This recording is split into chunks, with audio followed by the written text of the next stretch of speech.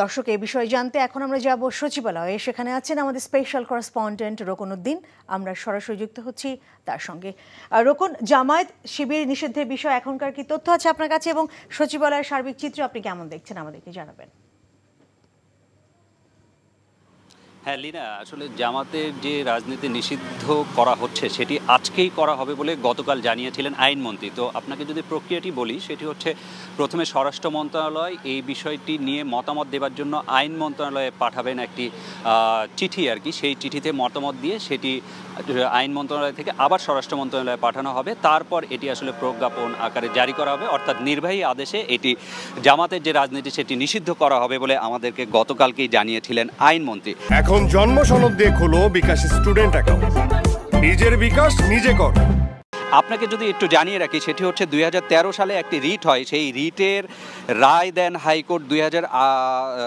High court রায় দেন ওই 2013 সালেই। সেখানে নিবন্ধন বাতিল ও অবৈধ ঘোষণা করা হয় জামাতে ইসলামের রাজনীতিকে। এবং তারপর 2018 সালের 28 অক্টোবর নির্বাচন কমিশন দলটির নিবন্ধন বাতিল করে প্রজ্ঞাপন জারি করে। তো এতদিন আসলে জামাতে ইসলাম নির্বাচনে অংশ নিতে পারতেন না, কিন্তু রাজনৈতিক দল হিসেবে যে রাজনীতি করার বিষয়টি সেটি তারা করতে পারতেন আর কি।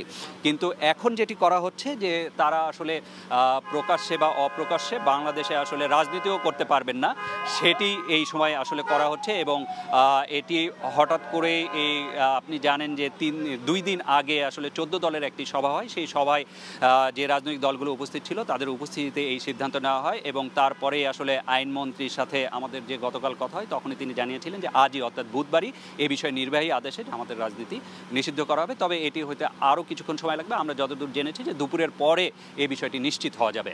লীনা, জানছিলাম সচিবালয়ের খবর। এখন জন্ম সনদ দিয়ে খোলো বিকাশ স্টুডেন্ট অ্যাকাউন্ট। নিজের বিকাশ নিজে কর।